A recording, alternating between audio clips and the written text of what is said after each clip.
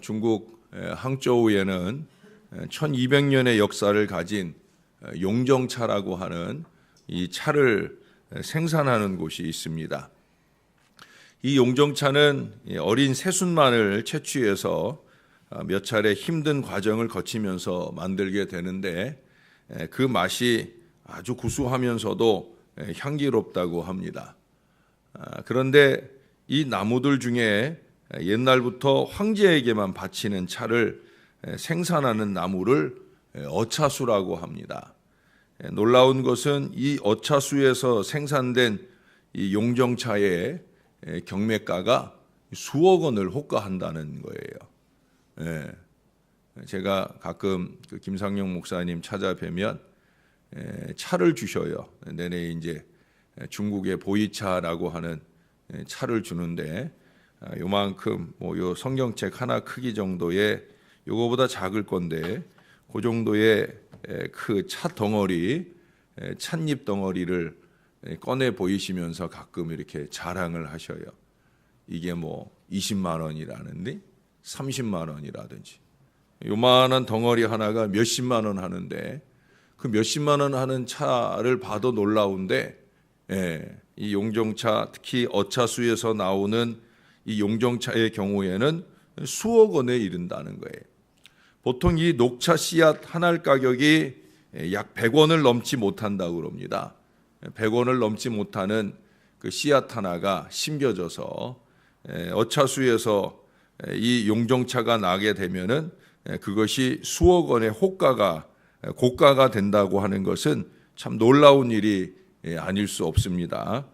어차수도 이처럼 작은 하나의 씨앗에서 시작이 되어지는데 그것이 황제에게 바치는 차를 생산하는 나무가 되었을 때는 엄청난 가치를 지니게 되어진다는 거예요. 우리 예수님께서는 하나님 나라를 오늘 2번에 걸쳐서 씨앗으로 비유를 하지요. 씨앗 중에서도 아주 작고 작은 이 겨자씨의 비유를 하는 걸 보게 됩니다. 그 씨가 우리 그리스도인의 믿음의 밭에 심겨지게 될 때 이들에게서 엄청난 가치의 열매를 수확하리라고 말씀을 하고 있는 거예요. 하나님 나라의 씨앗은 말씀의 씨앗이죠. 말씀의 씨앗이 사람의 마음에서 하나님 나라의 씨앗이 되어지고 하나님 나라가 자라게 되는 거죠. 하나님 나라의 가치는 사실 물질로 다 환산할 수 없다는 것은 우리가 잘 아는 바입니다. 그리고 이 하나님 나라의 시작이 내 안에 있는 이 작은 믿음과 말씀의 씨앗으로부터 자라게 된다는 것은 놀라운 사실이 아닐 수 없고 우리는 그를 인하여 하나님 앞에 감사하게 되어집니다. 여러분, 우리 마음에 심겨져 믿음이 되게 하는 이 말씀의 씨앗이 싹을 잘 낼 수 있도록 해야 될 것입니다. 그렇게 싹을 내서 넓은 그늘을 가진 든든한 나무로 자라 우리 하나님을 기쁘시게 하고 많은 영혼을 살게 하는 그런 우리의 삶이 되도록 노력하며 살아야 할 것입니다. 그간에 우리가 수요일 저녁에 거듭남 또는 의롭다함 이런 것들의 근거가 우리의 믿음이라고 하는 사실을 확인했었습니다. 그 믿음으로 하나님 나라를 향하는 길이 열리게 되어지는 거죠. 믿음으로 믿음을 전하고 그렇게 믿음으로 넓혀져 가는 것이 하나님 나라입니다.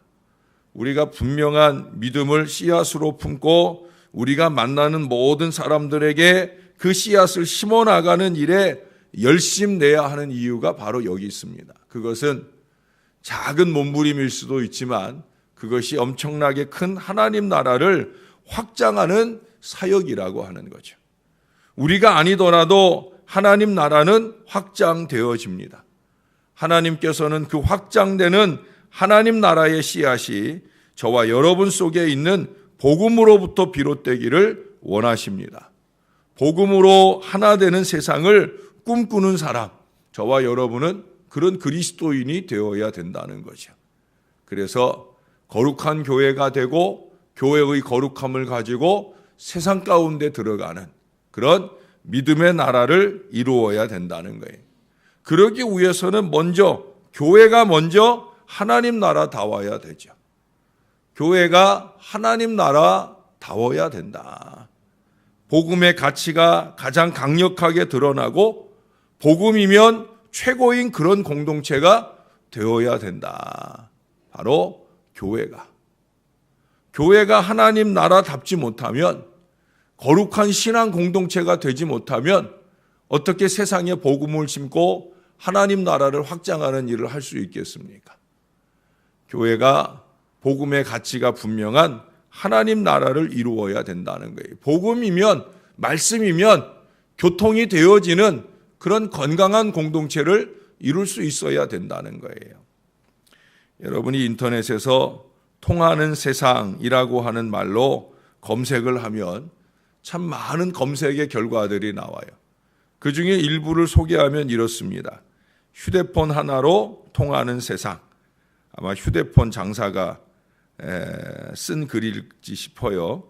인터넷으로 통하는 세상, 참말이 통하는 세상, 책으로 통하는 세상, 상식이 통하는 세상, 아이디 하나로 통하는 세상, 말이 통하는 세상, 환경으로 통하는 세상, 열쇠 하나로 통하는 세상, 원칙이 통하는 세상, 한글로 통하는 세상, 마일리지로 통하는 세상, 진리가 통하는 세상, 진실 또는 진심이 통하는 세상, 이미지로 통하는 세상. 제가 일부만 여러분들에게 소개한 것인데, 통하는 세상, 이 말로 등장하는 이 언어들, 표현들이 많이 있다는 거예요. 그리고 이 글들은 거의 저마다 자기들이 주장하는 그것이 휴대폰이든 열쇠이든 뭐 진실이든 그것을 가지면 세상과 통하며 살 수 있다라고 부르짖어요. 소통의 도구가 될 수 있다는 거죠. 여러분, 꼭 말하지 않아도 아마 많은 사람들이 돈이면 세상에서 통하는 절대적인 도구다, 이렇게 생각을 하면서 살고 있습니다. 세상의 기준은 그럴 수 있죠. 세상이 통하게 하는 것, 세상이 세상과 통하는 것은 돈일 수도 있고 뭐 인터넷일 수도 있고 뭐 크고 작은 많은 것일 수 있어요. 어쩌면 그래서 우리는 이 손바닥 안에 있는 인터넷 때문에 너무 세상과 소통하느라고 우리의 거룩함을 놓치고 살고 있는 건 아닌지. 예? 누가복음 1장에 보면 마리아가 천사의 수태고지를 듣고 얼마 안 있어서 엘리사벳을 찾아가 만나는 장면이 나와요. 여러분, 두 여인은 하나님의 그 거룩한 역사를 잉태한 두 어머니죠. 이 두 어머니의 만남은 정말 극적이고 대단하다고 보여집니다. 세례 요한, 우리 주 예수님의 오실 길을 예비하며 광야에 외치는 자의 소리로 예수님께서 그를 평가하기를 여자가 낳은 자 중에 가장 큰 자다라고 그렇게 일컬어지는 그 세례 요한, 그의 어머니 엘리사벳이, 또 우리 주 예수 그리스도의 어머니 마리아예요. 두 분의 만남은 그저 사촌과의 만남이 아니죠. 사촌 이상 그들은 영적인 거룩한 역사, 하나님 나라의 역사에 귀한 만남이 되고 있는 거예요. 근데 그 만남도 대단한데 그보다 더 대단한 건 뭡니까? 그것은 다름 아니라 뱃속의 아기 예수와 요한이 어떻게 서로를 알아보고 기쁘게 뛰놀았느냐 하는 거예요. 그들이 엄마들의 배를 차면서 서로의 만남, 예수님과 요한, 이제 그들이 다시 만나는 때는 30년이 훌쩍 지나서 만나게 되는데, 어린 아기, 태중에 있는 아기가 서로를 만나면서 놀라운 교통의 모습을 우리에게 보여주고 있다는 거예요. 그것이 어떻게 가능하겠습니까? 누가복음 1장을 잘 읽어보면 그것이 가능한 이유는 다름 아니라 두 아기의 모친이 성령이 충만했기 때문이다라는 것을 보여줍니다. 예수님의 어머니 마리아, 성령과 은혜가 충만. 또 그 어머니가 엘리사벳을 찾아갈 때 엘리사벳의 영적 상태를 말할 때 뭐라고 얘기하느냐? 성령이 충만했다. 어머니가 성령이 충만하니 태중의 아이가 성령이 충만하여 놀라운 교통의 귀한 모습을 우리들에게 보여주더라는 거예요. 여러분, 성령과 은혜의 교통, 은혜의 충만, 언제나 이것이 신앙 안의 교통의 비결이라는 거예요. 교회가 은혜의 교통이 넘치게 이루어질 수 있는 비결은 다른 데 없다. 내가 성령 충만하고 네가 성령 충만하고 성령 충만과 성령 충만이 만나면 놀라운 교통이 나타날 수밖에 없다는 거예요. 목사가 신방을 다녀보면 그 신방 속에서 그 교통을 경험할 때가 있어요.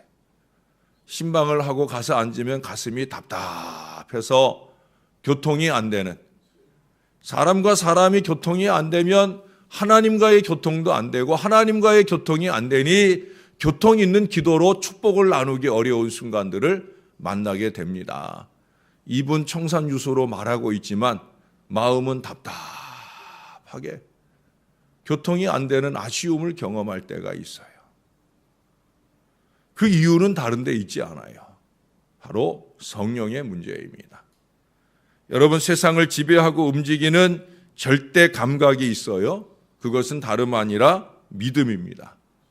믿음은 믿음을 알아봅니다. 믿음은 믿음을 느낍니다. 믿음은 믿음을 기뻐하고 환영합니다. 무엇보다 믿음은 온 우주를 돌보고 계시는 하나님을 알아봅니다. 그래서 믿음을 가져야 하나님을 보게 되고 하나님을 두려워할 줄 아는 거예요. 오늘날 교회 안에 하나님을 두려워하지 않는 사람들이 너무나 많다.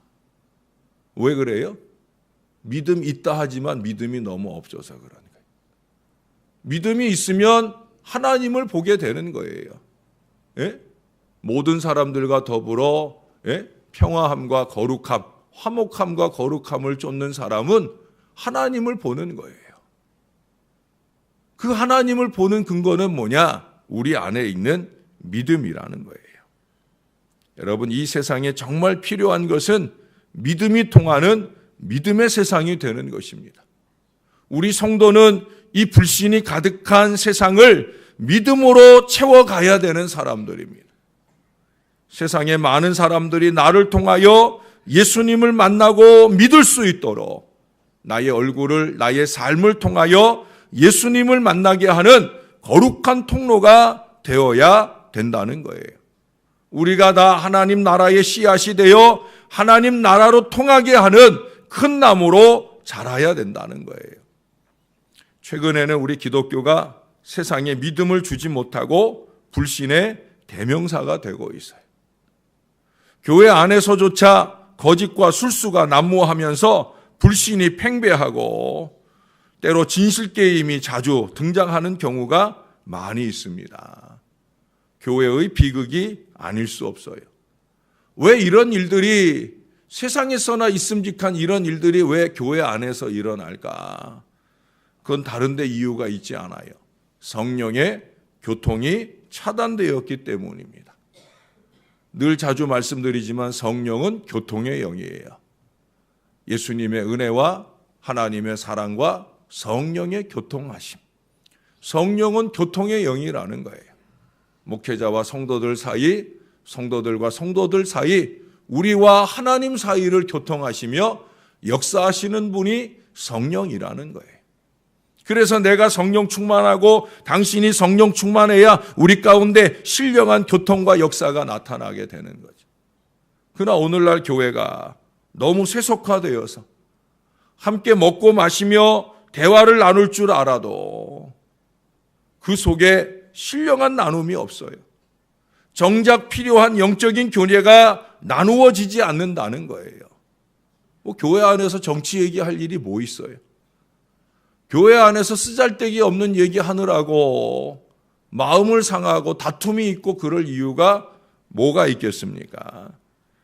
정작 필요한 교제는 교회 안에 다른 거 없어요. 영적인 교제예요. 영적인 신뢰가 없고 하나님 나라답지 못한 모습이 난무하는 가장 근본적인 이유는 다른 데 있지 않아요. 성령이 고갈되는 거죠. 말씀이 믿음의 씨앗이듯이 성령이 교통의 윤활제가 되는 것입니다. 성령이 하나 되게 하시는 은혜를 누리는 교회가 되어야 되는 거예요. 그러기 위해서는 각자가 성령 충만을 사모해야 합니다. 갈라디아서 5장의 권면처럼 성령을 따라 행하고자 열망해야 되는 거예요. 우리는 두 가지 중에 하나예요. 성령을 따라 행하기를 열망하는 마음이 아니면 육신을 따라 행하고 있어요. 육신을 따라 행하는 사람은 절대 성령을 따라 행할 수가 없는 거예요. 성령을 따라 행하는 사람은 육신을 따라 행하는 일들이 줄어지게 되는 거예요. 목사가 성도를 판단하는 기준은 다른 데 있지 않아요. 여러분들이 가진 직분이 아니에요. 여러분들이 보여지는 예배의 횟수가 아니에요. 물론 그것도 소중합니다만은 여러분들 속에 있는 성령입니다. 여러분들 속에 있는 성령의 충만이 느껴질 때 목사는 끊임없이 행복하고 성령이 교통되는 놀라운 교회의 확장, 하나님 나라의 확장을 함께 경험하는 행복의 역사를 누릴 수 있는 거예요. 그러나 성령을 따라 행함이 없어요. 육신을 따라 행하고 있다는 거죠. 문제는 육신을 따라 행한다고 하는 것 자체를 깨닫지 못하는 거예요. 끊임없이 이 하나님의 말씀으로 육신을 따라 행하는 그런 것들을 쳐없애라 말씀을 하나님이 주시는데도 불구하고 그 말씀이 심령 속에서 씨앗이 되어 자라질 못하는 거예요. 씨앗이 되어 믿음으로 자라지 못하는 그 가장 근본적인 이유는 뭐냐?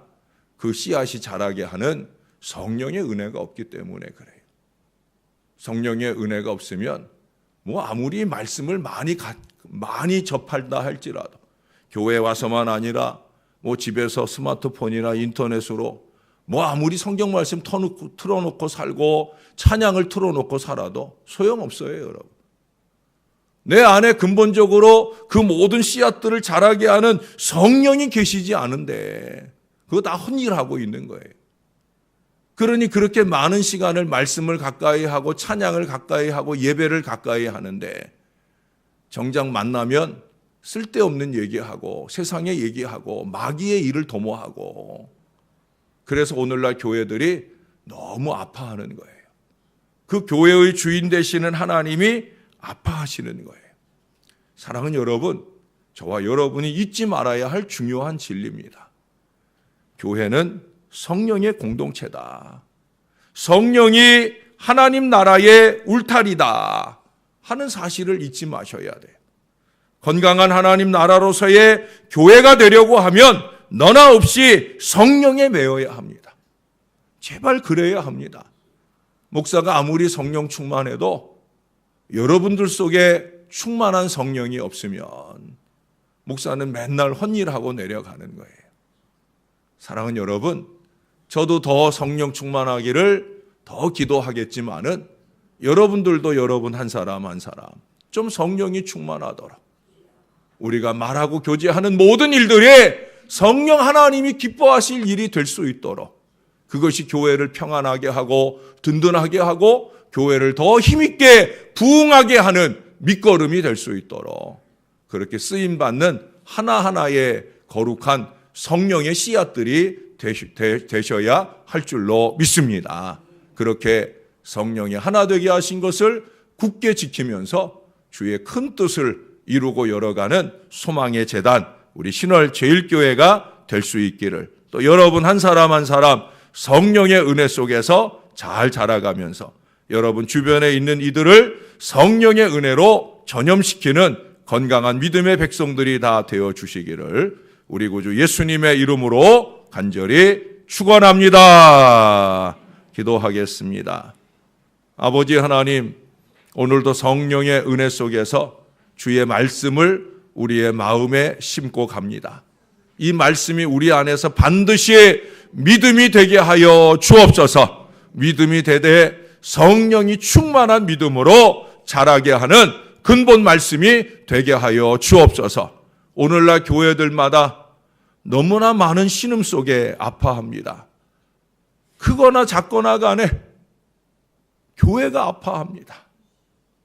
교회가 치유되고 회복되어 세상을 치유하는 강한 능력의 공동체를 이루어야 하는데 교회 안에 충만해야 할 성령은 없고 교회 안에 세상의 소리들만 넘쳐납니다. 오 아버지 하나님, 이 사순절을 맞아 우리가 절제해야 될 일들 가운데 하나로 인터넷을 꼽을 수밖에 없는 이 안타까운 현실을 살고 있습니다. 좀 더 단순하게 말씀을 붙들고 그 말씀대로 내 안에 성령의 역사가 충만하기를 소원하는 이 믿음의 마음들이 사순절 기간 우리 안에 충만하여 넘치게 도와 주옵소서. 오 아버지 하나님, 주님이 사랑하시는 신월 제1교회가 성령 충만한 재단이 되게 하여 주옵소서.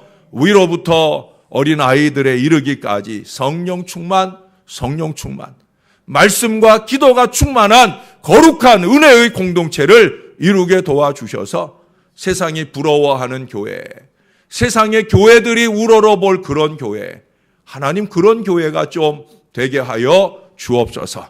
세상의 많은 교회들 같은 그런 교회가 아니라 하나님이 특별하게 주목하시고 성령을 채워주시고 성령으로 말미암은 교통의 역사가 넘치는 재단 이룰 수 있도록 이 새벽 용사들이 더 기도하고 더 간절히 기도하고 매달릴 수 있도록 은혜를 베풀어 주시옵소서. 오늘도 성령의 은혜 속에 하루를 잘 살아가도록 2월의 마지막 날을 잘 살아가도록, 그래서 내일 3월의 첫날을 은혜로 맞이하기 부족함이 없는 이 주의 사랑하는 백성들 다 되게 하여 주시옵소서. 감사합니다. 예수님의 이름으로 기도합니다. 아멘.